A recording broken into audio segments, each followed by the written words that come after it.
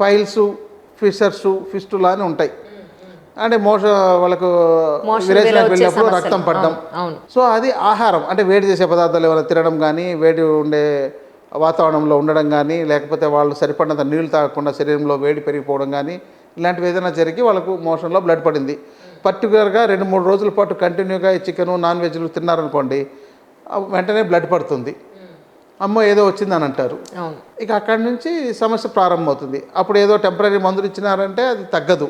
ఇక తర్వాత ఫిషర్స్ తయారవుతుంది. ఆ డ్రై అయిపోవడం వల్ల ఏమవుతుందంటే బాడీలో యానస్ దగ్గర మొత్తం ఎండిపోయినట్లు అయిపోయి పగుళ్ళలాగా వచ్చేసి ఒక కత్తితో ఘాట్లు పెట్టినట్టు ఉంటుందన్నమాట. దాన్ని యానల్ ఫిషర్స్ అంటారు.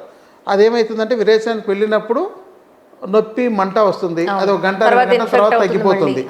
సో అది ఒకసారి వచ్చిన తర్వాత తగ్గదు. దానికి రైట్ ట్రీట్మెంట్ చేసేదాకా తగ్గదు. దానికి ఏం చేస్తారు, వెళ్ళి ఆపరేషన్ చేద్దామని చెప్తున్నారు. ఇప్పుడు ఇక్కడ ఎలా అయిపోయిందంటే బ్రతుకు తెరువు కోసం వైద్యం చేస్తే విధానం ఉన్నంత వరకు ఈ సమస్యలన్నీ ఉంటాయండి. ఇలా ఎదుర్కొంటూనే ఉంటారు. అలా కాకుండా వైద్యంగా చేస్తే అసలు సమస్య రాదు.